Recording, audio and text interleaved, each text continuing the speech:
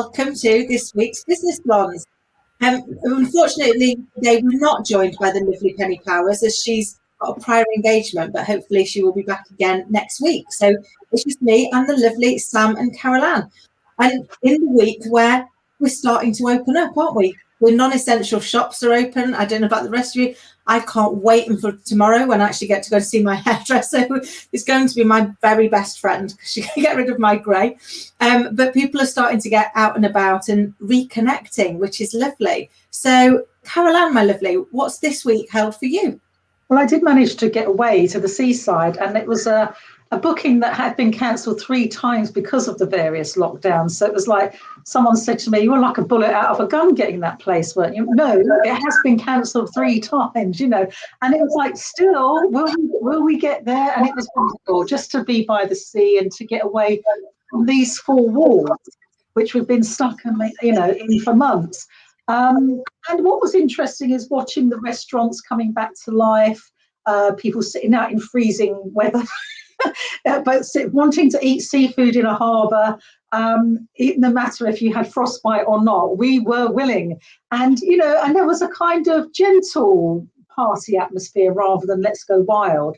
I think people were really making the effort to go out. Unfortunately, Boris saying that we can't go in places, it's not the Mediterranean. And I felt sorry for premises that only had 2 tables outside and couldn't really open properly, or no outdoor space at all. But I was good to see people in shops, the queues at the barbers and the hairdressers going around the block.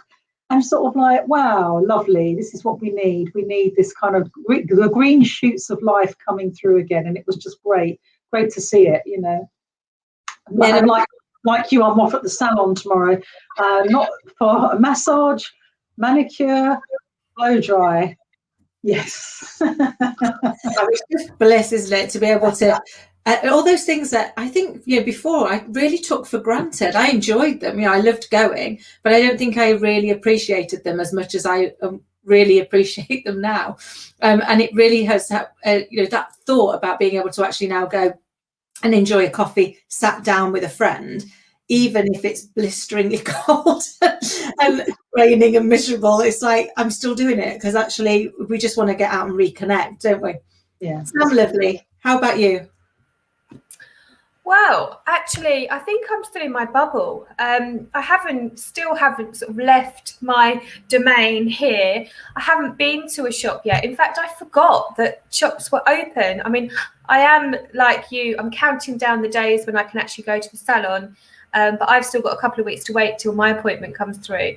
And I'm waiting for my appointment for my vaccine. So I just feel like I don't know whether I'm just in that work bubble of, still doing everything from here. I haven't yet ventured out. But we've got a date in with some girlfriends, and we are going to go and do a bit of shopping this weekend. So I don't think it's real for me. It hasn't sunk in that everything's back open yet. I need to go and branch out of Brightlingsea and get out there and go back and enjoy the world like you have been, Carol Ann. I've got envy of your little few days away down by the coast, and I follow you on social media, so I've seen your posts and your pictures and your gorgeous food and drink that you've been enjoying. And I need to do a bit of that. I need to take a lesson out of your book, leaf out of your book, Carol Ann, and enjoy some more pink space. But Kim, what about you? Because you've had a fascinating week, haven't you? Yeah, it's been interesting. So we decided, as people that have watched will know, that I talk about imposter syndrome quite a lot, having suffered from it for a lot of years. And I did a lot of research and realised that actually there isn't an Imposter Syndrome Awareness Day. There is an International Pizza Day, and there's various other obscure days, but there wasn't an International Imposter Syndrome Awareness Day. And we dug into it a little bit further, and then we decided, why not launch one, which is as ridiculous as it sounds when you really suffer from imposter syndrome. You're kind of there going, what gives me the right to think that I can go and launch an International Imposter Syndrome Awareness Day? But I did it anyway. So we launched on Tuesday, the 13th of April, and we had some amazing events. We had people from, we had the lovely Melissa Sassy and Donna Sarkar from IBM and Microsoft join us to talk about their imposter syndrome and how they've overcome it. We had panel experts, we had live events, and we had loads of people getting involved in the conversation. And actually what we've realised is that a lot of people are suffering from it right now. And actually the pandemic has possibly created an increase in the feelings of being an imposter. We know already that the research shows that 70% of us are impacted by it at some point in our life. But what we're finding right now is that that research is showing more of us are doing it. We've moved into a real despair and compare society. And we view the seemingly perfect view of everybody else's life and the messy reality of our own and find ourselves lacking. But research also shows that talking about it is the first step to overcoming it. It's the first step to reframing your thinking and changing that view, changing that misconception of what other people think of you. And hopefully, you know, the day really helped people to start having that conversation. And what's been lovely is the conversation's still going. And I've now got people getting in touch to say, you know, can we get involved next year? Because we'd love to run events on that day and do something more to be able to raise awareness and get people talking. So despite the fact that my inner imposter was screeching at me that I really wasn't worthy of doing this, we kind of went ahead and did it anyway. And I guess that got me thinking, what is it that you've been, any of us, that we've been afraid to do, but we've stepped into the fear and done it anyway? And what do we learn from that that might be helpful for other people that are facing their fear right now? Kim, Kelly Barker, who's one of our viewers right now, has said, Kim, real imposter syndrome sufferers will never participate out of fear of being discovered, with a laughing emoji. So, which is what you were saying actually before we come on air. Like, get me, the biggest imposter in the world, it's actually launched Imposter Syndrome Day. You know, what's your response to Kelly, Kim? It's so true. One of the biggest challenges that we've got, Kelly, when you're going through it, is your fear is you're going to get found out. So I spent 25 years terrified that people were going to find out that I was just an ex-hairdresser and I shouldn't be doing the jobs that I was doing. I shouldn't be on the board, that they would just turf me off when they realized that I wasn't worthy. I didn't deserve it. I hadn't earned my space. And I didn't tell a soul because actually I didn't want to get found out. I was terrified I was going to get found out. So I certainly wasn't going to share the information to let people know, by the way, guess what? I'm a fraud. I don't deserve to be here. Until I started to do the research. And for me, my biggest breakthrough was having my little girl. And I had an illness that I wasn't sure I was going to survive. And I went to write a letter to her, the letter to give her all the information, all the love, all the advice that I'd wanted to give her in her life that I wasn't certain I was going to be around to do. And I didn't know where to start that letter. And so I went into a room to have a look at her. And there she was, fast asleep, snoring, teddy under her arm, dreaming about a day. And it hit me in that moment that the voice we talk to ourselves becomes the voice we teach our children to talk to themselves. And it broke my heart because I might appear to be a very kind, considerate woman to everybody that I meet. But if you knew the language that I'd used on myself for many years, you wouldn't think I was very nice. I used words that I would never use on another human being. And yet I thought that that was a perfectly acceptable way of talking to myself. And I realized in that moment that unless I changed, that would be the legacy I left to my daughter. And so I made a promise that if I got through, if I survived, that I'd go and do the work. I'd understand what it was that made me treat myself like this. And I'd try and find a way of fixing it. And what I identified from the research, and I've spent 4 years now researching this, is it all comes down to some I am statements. And these are things that we create when we're children. So by the time we are 7, we've created our I am. So mine was, I'm not enough, I'm unlovable, and I'm always alone. And by the age of 14, we've enforced them. And by the age of 21, we've pretty much embedded them. And then they become the underpinner that kind of takes us through the rest of our life. And you're absolutely right, Kelly. It doesn't matter what awards, what accolades, what recognition other people give you, you still believe that they're wrong. I was once given Leader of the Year and I was convinced they'd got an ulterior motive and they didn't really mean me. And I now know from having had a conversation with the guy who gave me the award how wrong that was, But at the time, that's how bad my imposter was. I couldn't see that there was any value that I gave. But now that I've done the research and I've worked through that, actually you can identify these I am statements and then you can change them. So every time something goes wrong in my life, every time I'm not enough, every time I get it wrong, it just underpins my belief that I'm not enough, that I'm unlovable, that I can't get there. But you can actually, in the same way you created those beliefs and those memories, you can actually create new ones, because we live in a world of polarity. For every up, there's a down. For every left, there's a right. So if you believe you're not enough, the polar opposite is also true.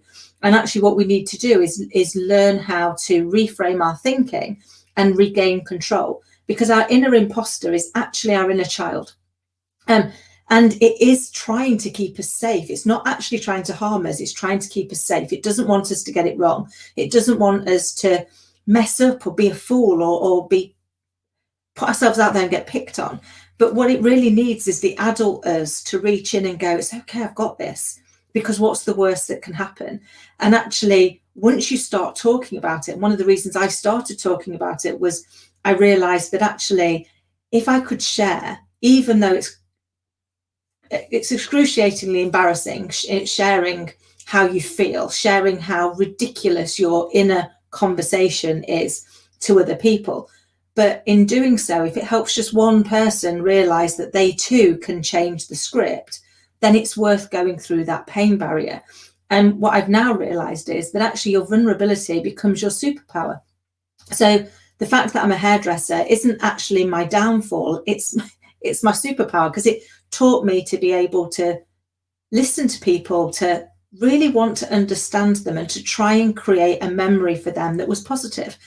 And I guess that's how I've lived my life. I try and do that to everybody that I meet. And I think, all the research shows the first step of overcoming imposter syndrome is to talk about it. And unfortunately, it's the hardest step, because the thing you're most fearful of is being found out. And you're about to go out there and tell somebody what it is that you're most fearful of. But having done it, I promise it really works. I think it's like being vulnerable, isn't it? I watched an amazing YouTube video. She's had 5 million YouTube views, Brené Brown, on vulnerability. And I haven't watched it for ages. And I watched it again yesterday. And she, she's a very great speaker. She was on a TED Talk, and she's quite humorous and talking about her struggles with being vulnerable and what she did to overcome it. And she actually went and got counselling, and she spoke about the first counselling session, and it was just quite, as I said, quite humorous. But what she said, and it really resonated with me, was that vulnerability is the birthplace of innovation, creativity, and change.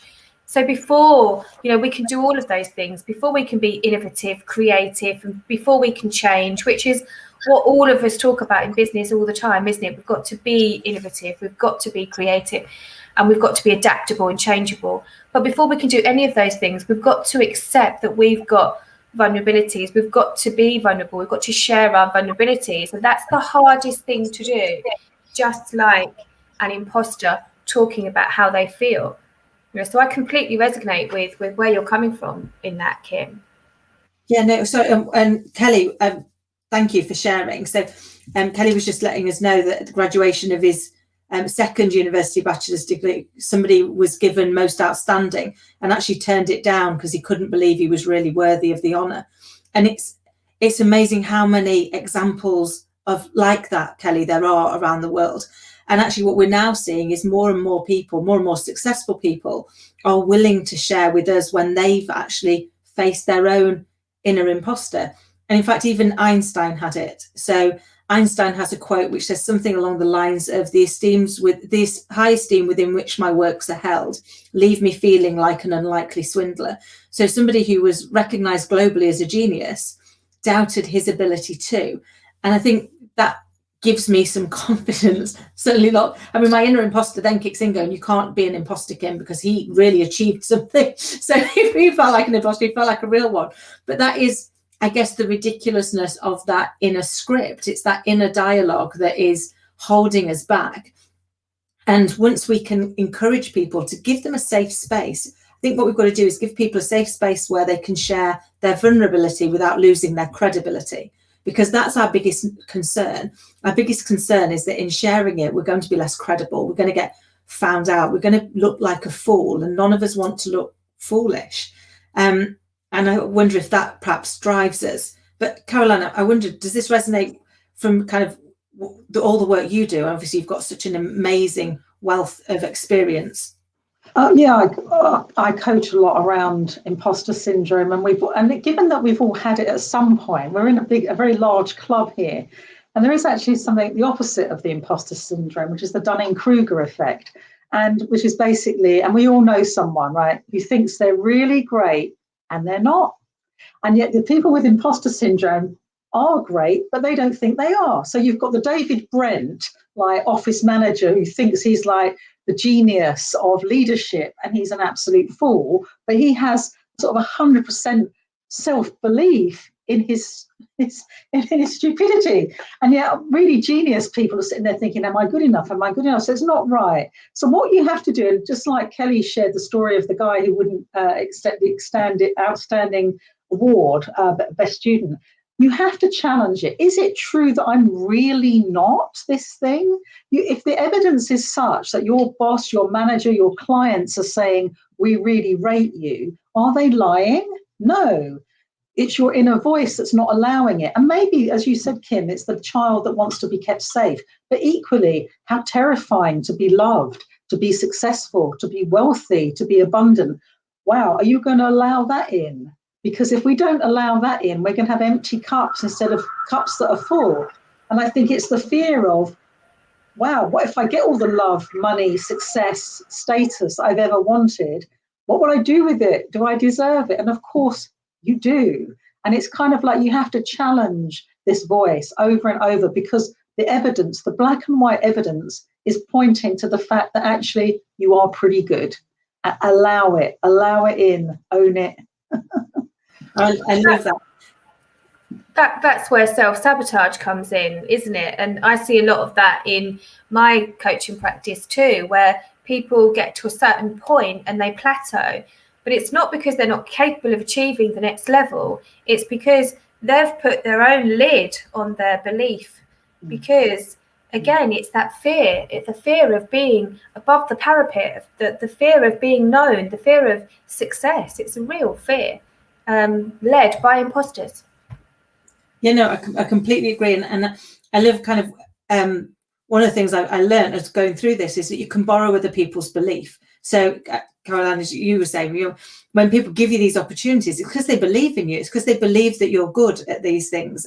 And you're right, Kelly, it can hold you back, but it can drive you forward. I believe my imposter drove my thirst for learning. I've been a 30-year course junkie because I was desperate to learn more stuff to hopefully not get found out for not knowing enough, for not being bright enough, for not having the education. So I just got to gather more information. And now, seriously, my head's a shed. It's got that much stuff in there that I've gathered that is pretty useless. But what I've now learned is I can borrow somebody else's belief. So when somebody says to me, Kim, do you want to, could you come and do this for me? Could you come and do this speech? Or could you come and do whatever it is?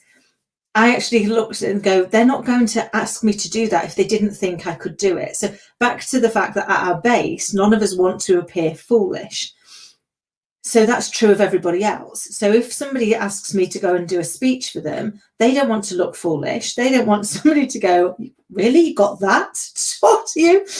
What an embarrassment. So they're doing it because they believe I'm going to be good at what they're asking me to do. And what I now do is I borrow other people's belief shamelessly.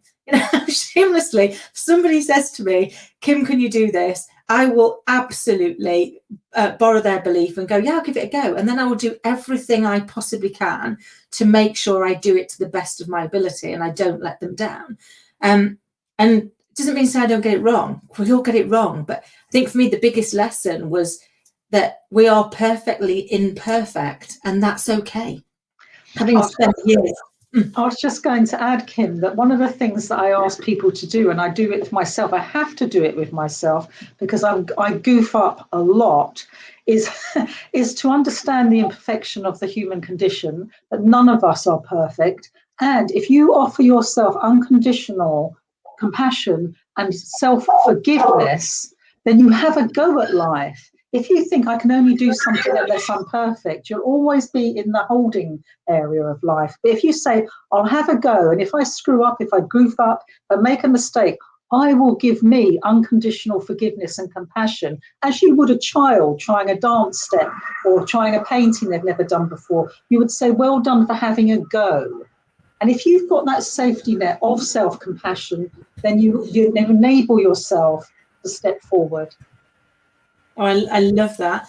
And it's true, isn't it? When you think about when children are learning to walk, and you know, if we had to learn to walk again tomorrow, we'd be overwhelmed, wouldn't we? And yet at our most vulnerable, we've done it. So it made me think, why is that? What's so different? And it comes down to, I think, 3 things. The first is we just wanted to be like everybody else. So you're all walking, I want to walk. I don't want to stand out. I want to fit in, because actually that's part of our drive. And the second is, I didn't really know how to say no back then. You know, when you're 18 months, 2 years old, you can say no, but you can't really stand by it and do nothing else, not for elongated periods. And the third is, no matter, when you look around a child that's learning to walk, I guarantee there's at least one person going, come on, love, you're nearly there. You're so close, you've got it. No matter how many times they fall down, they get back up and you're still there egging them on. And I think that for me is where you really start to think about, how do you build that group around you that are going to be your belief, that are going to be there egging you on and picking you up when you fall over, dusting you down and letting you go again, just like we did when we were children. And one of the ladies that we were talking to, I think it was Melissa Sassy, shared this. She said that one of her top tips is to get yourself your Thrive Hive.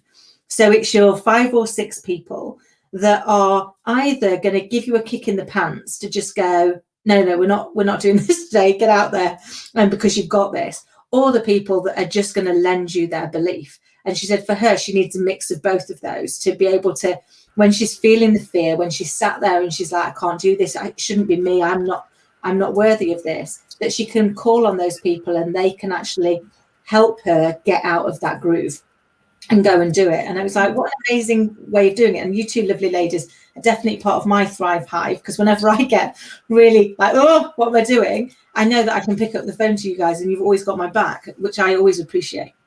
It's funny you should say that, Kim, because only yesterday we were doing, as part of the Santander Women in Business Leadership, that I'm part of that initiative this year, we were talking about exactly that, your support network. And I was talking about you ladies then as well, but it says that you should have all different people for different roles, you know, just like we've got different friends for different things. So it said you should have your connector, your inspiration, your challenger, your champion, your courage, your friend, and your strategizer. And I sat down, you know, to do this exercise on myself as part of this masterclass we were holding, and it was really fascinating to see what names I was putting under those headings, and that's where I was talking about you ladies as being part of my courage, really. But yeah, really fascinating that, you know, I mean, we're all coaches and we're all talking and living the same weeks, really, aren't we? Just in different audiences with different platforms. And I love that.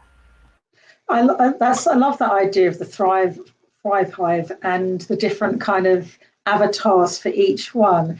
But the other thing is, sometimes you have to have a point where you suddenly say, I'm sick of feeling the imposter. I can't believe I'm still carrying it around. And one of the days when I remember I let some of mine go was I was going to see a coach do a talk, and she was someone I knew quite well, but not personally, but I'd heard about her. And when I went to see, she had about 35 people in a networking group who'd come.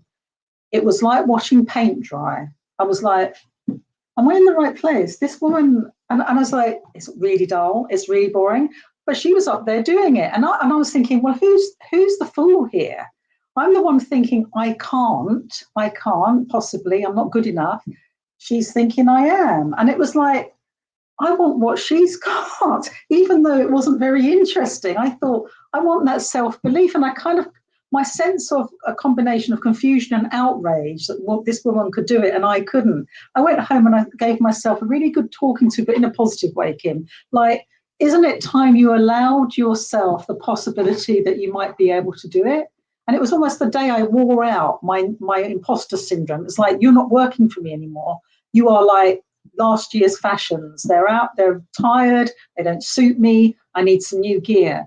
And this, you are not part of my new gear setup, you know. And I just thought it took going to see someone else, a kind of a wake up call for me. You can do this, and maybe even a little bit better. Why are you holding yourself back?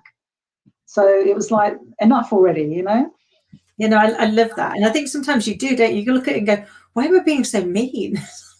Why am I being so cruel? And actually, I wouldn't do this to anybody else. So why would I do it to myself? Why would I allow myself to be my own worst enemy instead of trying really hard to become my own best friend? And I think one of my fears for years, and no, it's actually Dunning-Kruger now, Caroline, thanks to you, but I used to call it the lick me, I taste of chocolate syndrome. I don't know if you remember the Lynx advert, you know, they sprayed themselves, they were like covered in chocolate. Because we all met those people, didn't we, that were walked around like, lick me, I taste of chocolate. I'm like, oh my God, I don't want anybody to ever think I think that about myself, that I think I'm better than I am or better than I should be. And then I suddenly realized that, hold on, you've totally distorted your view of the world because you're so worried about being something that that you're not, but you're not even noticing what you are being. And so now, you know, one of the things that I do is, as a very biased mother, as anybody who's watched this a few times knows, you know, I think there's nothing in the world my little girl can't do as long as she's kind, she tries. So I now ask myself, if this were Scarlett, what advice would I give her? What would I be saying to her now? And then I make myself take that advice. Even if I really don't want to, I still want to cling. But I am finding now that actually there is a lot less times when I feel like an imposter. And I wonder if it's almost in my head, it's become a bit of a confidence spectrum. So, you know, over here, you've got the imposter and I can't see what it is that I can do. And over here, you've got Dunning-Kruger, and actually we swing somewhere in between, and we don't spend every minute of every day in any one of those states. You know, when I'm making beans on toast, I don't feel like an imposter. I'm pretty capable of doing that most of the time. But when I get something new, then sometimes that is when my imposter takes over. And I think starting to be passionately compassionate with yourself really helps, doesn't it? To just... And the Big Me Up book. Oh yeah, the key to the Big Me Up book, Kelly. If you've ever got a small notebook, it's got to be small enough for your jacket pocket or your bag. Write 50 to 100 things this afternoon that are really good about yourself. Read it regularly and add to it. And any emails you get that compliment you, cut and paste and put it in there. This is black and white evidence of your brilliance. You can't argue with it. Keep adding to the Big Me Up book. When you're having a wobbly day, it takes away all those wobbles. I love it. I love the Big Me Up book. And sorry, you're right. A possibilities mindset really does set you free. And Kelly, yeah, we do. We swing back and forth. But find the right people, talk to somebody, and you can start to change that script. You can take away the legs of the table of that belief, and you can create a new belief. And by all means, get in touch, and I'll do whatever I can to help, because I promise it works, and you can change that script. I can't believe it. We've managed to get to the half an hour already. That flew, ladies. But before we go, what would be our one top tip to leave people on today's episode? And I'm going to start with you, please, Caroline.